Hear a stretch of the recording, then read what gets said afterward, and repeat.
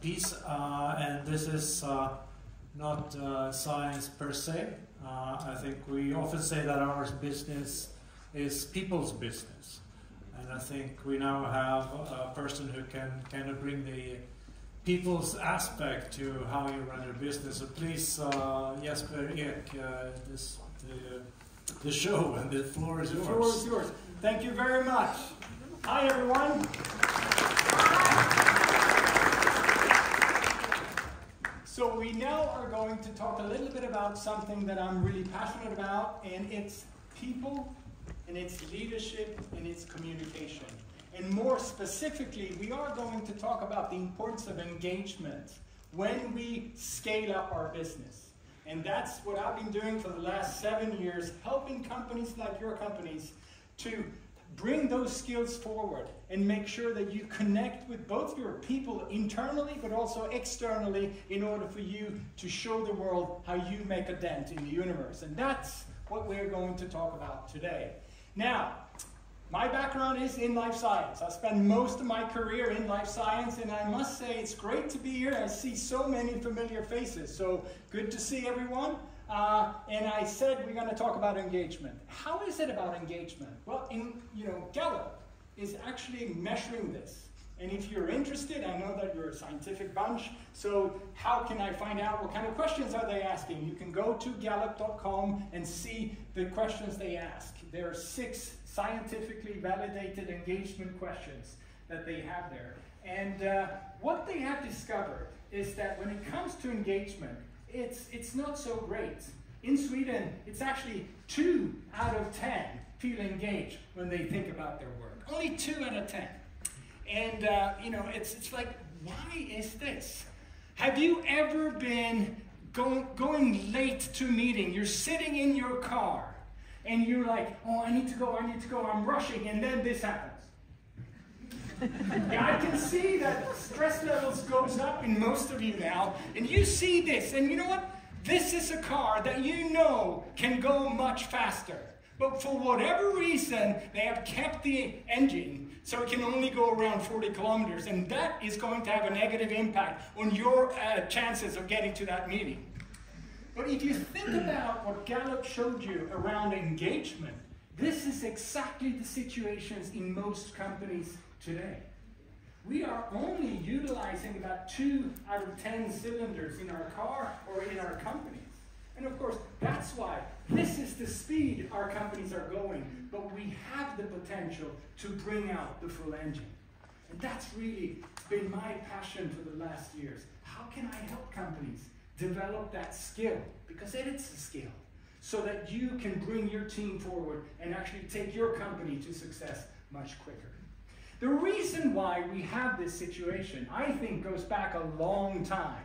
It actually goes back to 1732 and Adam Smith and his invisible hand. And then, of course, Taylor came along, and he had the Taylorism, where he actually measured how much time it took to do certain tasks. And then Henry Ford and the assembly line. No wonder sort of work became sort of a chore, not something we look forward to.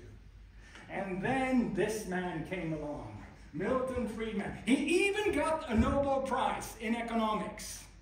And what he said, I think this put the nail in the coffin to most leadership teams when it comes to what really matters in the leadership room. And that is what he said this: the social responsibility of companies is to create profit. There you go, now it's all about money. And of course that has an impact on people's engagement, because people don't come to work to make money necessarily. It's important for you if you own a company, but if you come to work, you have different priorities.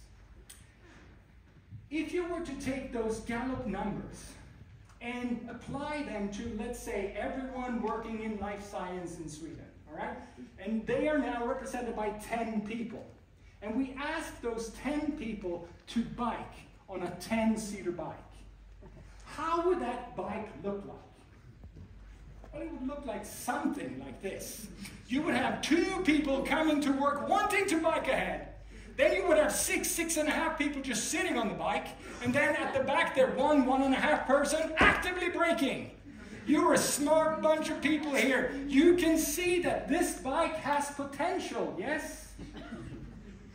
And actually, when it comes to biking, when things are going really well in biking, when is that situation? Well, it's when we are biking downhill.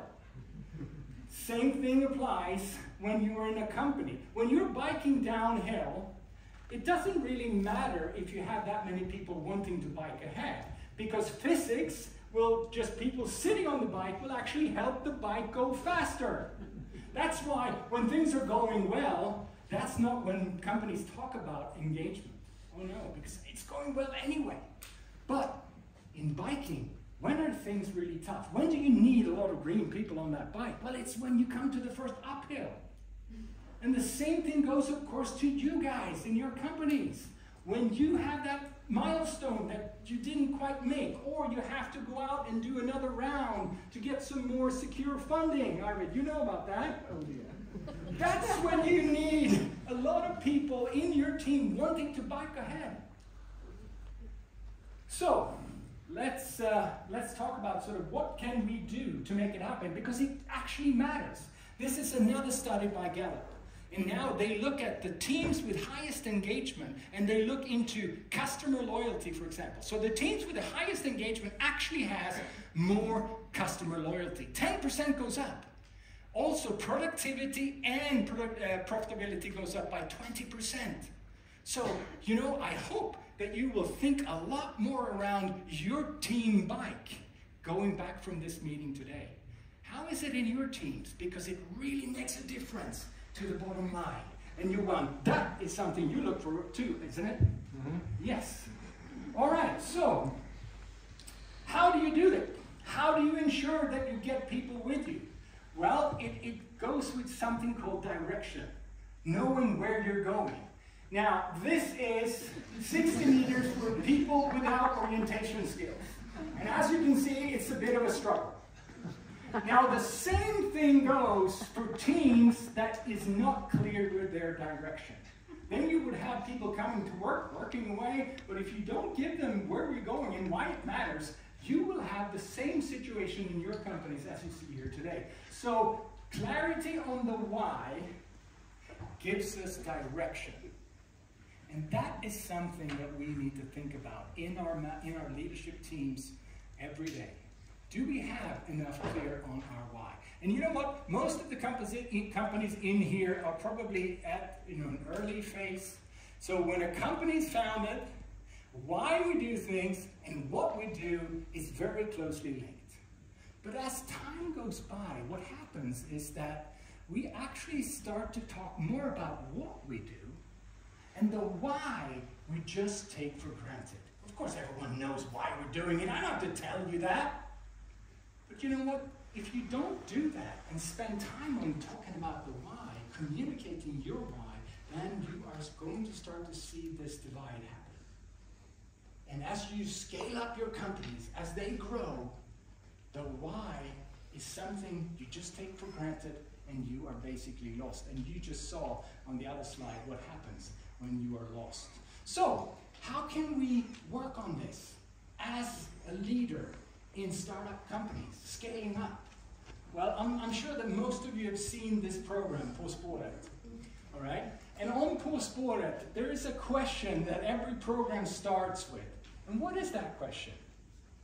Where are we? Where are we going? Okay, knowing the answer to where we're going is something that every employee of your companies, they're coming into work looking at you for that answer. You need to have that clear. Where are we going? Okay. So, in order for you to work on this question, this is the magical way to do it. Understanding and knowing for whom and why are we going to do what. Now, you might want to take a picture of this, because I hope that you will take this with you back home and work with your teams with this question. For whom and why are we going to do what? Because if you do that, you will get clarity. I'm just going to give you a little bit of context. I'm actually going to tell you, I'm going to take you back to 1962 and to a person that was really good at communicating and explaining the why, giving the whole world direction. And in 1962, we had just had the Cuba Missile Crisis, all right? So we were at the brink of World War III, where we would have actually had nuclear bombs flying off between US and Russia, and that wouldn't have been good for anyone. We would all have died back then. So this crisis was over, but John F. Kennedy, he knew that he had to address the whole world about sort of why democracy is a better system. But he couldn't now prove it by using military force anymore, because he knew that if we were to apply nukes, it's not going to work well for anyone. So he had to do it in a different way. So he had to communicate. And he used this formula, for whom and why are we going to do what? So first, for whom? He was actually addressing it in a very famous speech at the Rice University in 1962. He was talking to business school students, and he was talking about putting a man on the moon and bringing him back. I'm sure that most of you know about that speech. But for whom was he then addressing? He was speaking at a business school student event, but who was he addressing? For whom was he talking? Well, I would argue he was talking to everyone living on this planet. Why? Well, he knew that he had to tell the world that democracy is a better system than any other system on this planet. And how can I tell them that in a sort of believable way? Well, I want to prove it to them, show them how the democracy can make the impossible possible first. And what are we going to do? Well, we are going to put the man on the moon and bring him back safely before the end of this decade. For whom and why are we going to do what? Now, why did he pick the moon? If you're addressing the whole world, what's so cool about the moon? Well, regardless of where you live, half of the month, at least, if you go out late at night and look up at the sky, what do you see? You see the moon. So he had an image that everyone, regardless of where they live, could relate to, and he could then point back to. And that's why it made it important. And that's also something for you to think about. What's your image that you connect with the world? All right, and then there's another side story to it. Actually, a couple of months later, he is asked to give another speech at an Air Force base. And he gives a speech, and then afterwards, he gets lost. So he's like trying to look for his crew, and then he opens the door, and then he comes to this empty hangar. And on the middle of that empty hangar is a man sweeping the floor.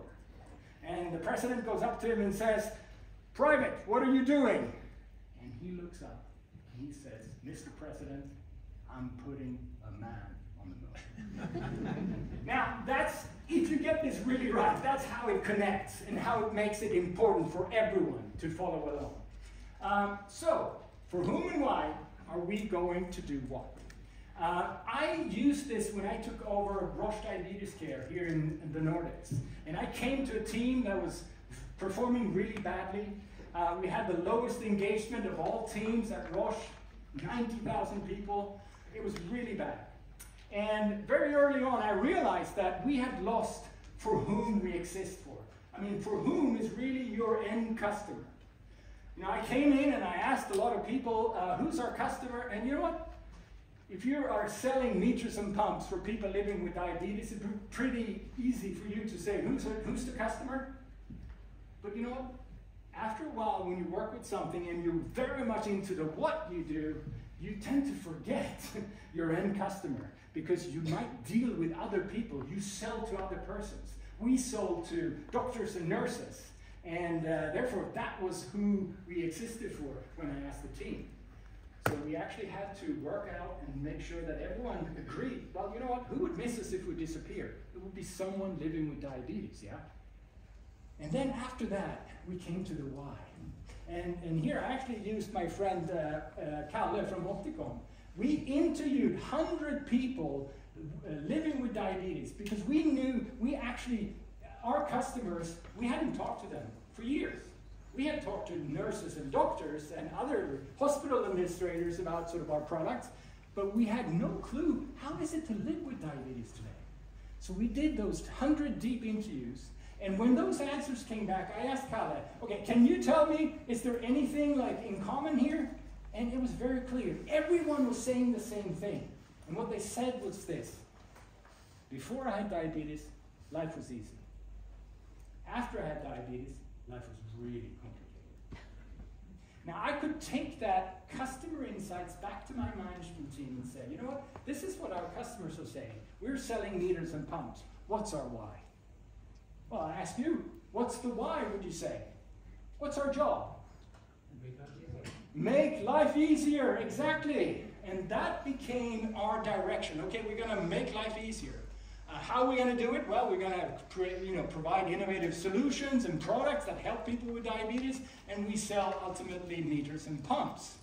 Our vision, or our why, became this: everyone with diabetes is living their life as unrestricted as possible. All right? So unrestricted, we picked that word because a lot of the times when we had those interviews, people were saying life is so restricted with diabetes. So that's why we took that word and changed it around and said live more unrestricted. But then we had our moon. We worked hard on creating an image that everyone, regardless of their role in the company, could really agree with. And we came up with this image. And I quickly just going to explain what you see there. If you are walking and you have no problem walking, you just walk, don't you?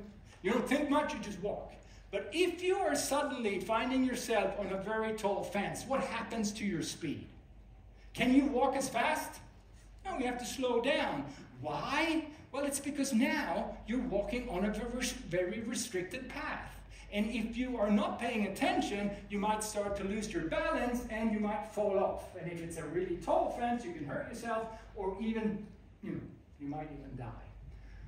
This is how it is to live with diabetes. It's you walking, but you're walking on a very tall fence. You are walking on a restricted path. If you don't pay attention to, for example, eating that good sandwich that we were served at lunch, if you don't also think about what kind of impact will this have on my blood sugar, or do I need to do something, then of course it's almost like you're slipping and falling. And if you continue to do that over time, you are going to die. But if someone comes and offers a helping hand, when you are walking there, can you walk a little faster? Yeah. Because now you know, if I lose my balance, I can now lean on that helping hand and therefore regain my balance. Where are we going? Well, for Roche Diabetes Care, we're going to be that helping hand to help people with diabetes. That became our direction. That could everyone buy into, regardless of what role we had in the company. This is something that, okay, I'll find a way to work on this and give myself how I fit in to make the world going forward. So my question to you now is, where are you going? I hope that after today, when you come back to your teams, your companies, bring this up in the next management team meeting. Think about sort of, where are we going? And do we have an image? Do we have our moon? How would that moon look like? Because the more you can connect your people with that vision, then of course you are going to connect with the outside world and you are going to get more loyal customers. So where are you going? And this is also important if you're thinking about your culture. I talked to Johnny, the founder of the Mentimeter, and he said this, we think about, just if you get the money, we have the fantastic product, but if you can get the money, then everything will be fine. But it turns out, no, it's not. What Johnny said, when he got those 4 million, it almost broke the company. The reason was this, because what they really had to be thinking on at that point in time was not the money itself, but it's working out all the defining the softer issues of what is our culture. So, nothing starts with results. Everything starts with people. Simon Sinek says, people don't buy what you do. People buy why you do it. I hope that today has given you some inspiration, some ideas about how to think a little different about the way you communicate your company, both to the outside world, but also internally. At Roche, 5 years after I came in, same people, same products, on the same market, we now had 95% engagement. I had 9.5 people sitting on that bike wanting to bike ahead. We had gone from the lowest engagement to the highest engagement in just 5 years. But most importantly, our profit was going out the roof. We had done a complete turnaround.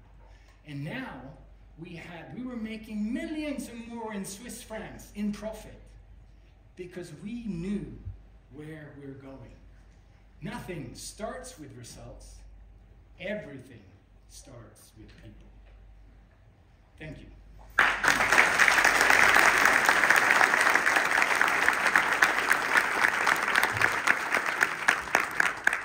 Thank you, Jesper. No question that you are engaged. I hope that comes through. It comes through, absolutely. I mean, I was about to ask you a question, but I think you answered on the last slide. How did the project at Roche go? Yeah. Obviously, it was quite successful, so that we can leave that question.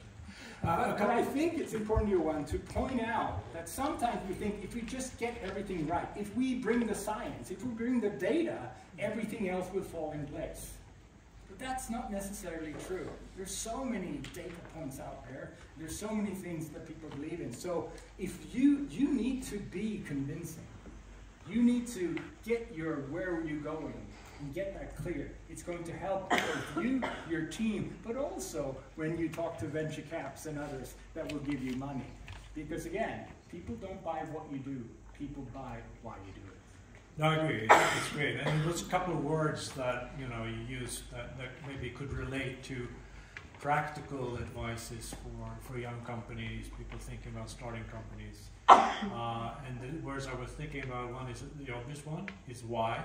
Yeah. So, I mean, what's your advice? How do you keep the why going? Yeah. Because, as you get tired, things are changing, things are going less good and then bad again. And so how do you keep the why? Yeah. And I think, again, it's like you have to be sort of like a preacher. If you're a business leader, you have to talk about this so many times that you feel you're almost sick saying it. But you know what? When you are sick of it, maybe that's when other people start to pick up. Like, oh, now I start to get it. So I think that's one thing. I think having these questions with you, for whom and why are we doing what? Have that as a point in your every year. You do your strategic imperatives, so go through your business plan. Make sure you take this in. This needs to be top of mind when you go through your sort of how we talk about each other and all that, just to make sure that we are connecting and that we are making this very clear to everyone, how we are fitting in, what we do, how it fits in to make that dent in the universe possible. So, exactly. So basically what you're saying is that you always have to ask yourself and the people around you. Yeah. And that you understand the why, because that also relates to direction. Yes. Direction is to me very strongly linked to strategy. Yeah. And strategy is set by the board and the management, and you need to understand that strategy. Yeah. So why and direction seems to be what you immediately can bring back to your own organizations to work with. Correct? Exactly. And I would say there's only two musts in life. There's one must still is one day, as a consequence of living, we must one day die. I'm sorry, but that's how it is, unless one of you guys figure it out. But the second must is we must choose. Right? And understanding this, it will help you also coming home to your kids, by the way.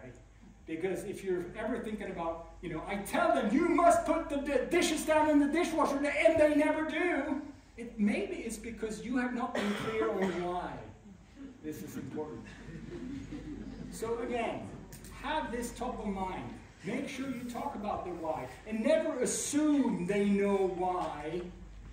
Tell them. It's like kids. They don't do what you tell them to, they do what you do. Yeah, so you have to do it. Thank you very much, Jesper. Thank you so much.